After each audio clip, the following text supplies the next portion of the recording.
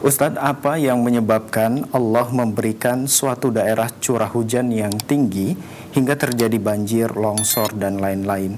Dan bolehkah kita mencaci hujan karena bisa menyebabkan musibah? Mohon nasihat dari Ustadz. Jazakallahu khairan.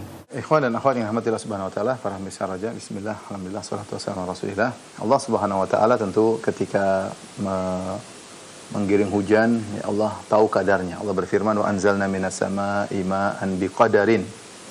Ya, kami turunkan hujan dengan kadar yang Allah tentukan. Terserah Allah, Allah datang terkadang menjadikan hujan tersebut sebagai rahmat, ya. Seperti firman Allah Subhanahu wa taala, wa huwa alladzi yursilur riyaha busyran baina yaday rahmatih. Dan dialah Allah telah mengirimkan angin sebagai kabar gembira di sebelum datang rahmatnya. Yaitu hujan adalah rahmat. Namun terkadang Allah menjadikan hujan juga sebagai azab, sebagaimana Allah timpakan kepada kaum Nabi Nuh. Perhatikan ketika Nabi Nuh berkata kepada kaumnya, faqultu astaghfiru rabbakum innahu kana ghaffara yursilis samaa'a 'alaikum midrara. Kata Nabi Nuh, wahai kaumku, beristighfarlah kepada Rabb kalian, niscaya Allah akan turunkan kepada kalian hujan yang deras. Tapi apakah mereka istighfar? Jawabannya tidak. Seandainya mereka beristighfar, Allah akan turunkan hujan yang deras tapi rahmat, ya, karena mereka mengalami musim kemarau. Tatkala mereka tidak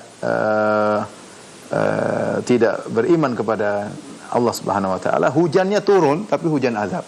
Tapi hujannya azab, ya. Demikian juga angin, terkadang angin datang sebagai angin rahmat, ya. Terkadang angin datang sebagai angin azab, sebagaimana angin yang menimpa kaum 'Ad. Semua itu tentu ada hikmah yang Allah kehendaki. Hujan bisa dijadikan sebagai rahmat dan hujan bisa dijadikan sebagai teguran. Tentunya ini semua ada hikmah yang Allah kehendaki dengan terjadinya ini ataupun terjadi itu, ya. Kembalinya kepada Allah Subhanahu wa taala. Ya, mungkin menjadi peringatan, mungkin menjadi teguran, menjadi hukuman, wallahu alam bisawab, ya. Ini yang berkaitan tadi dengan dengan hujan. Yang kedua, kita tidak boleh mencela angin, mencela hujan, ya. Karena hujan dan angin tidak berjalan dengan sendiri, tapi ada yang mengaturnya. Makanya dalam surat Fatir tadi kita sebutkan bagaimana Allah Subhanahu wa taala yang mengirim angin, ya. Wa huwa wallahu alladzi arsala riyaha. Dialah Allah yang mengirim angin. Angin diutus, ya.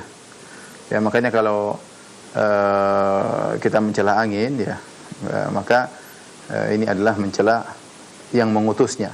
Sama seperti kita mencela zaman, berarti kita mencela yang mengatur zaman, ya. Yang bikin kacau adalah penghuni zaman tersebut, bukan zamannya. Zaman adalah waktu untuk bergulirnya berbagai macam kegiatan, ya.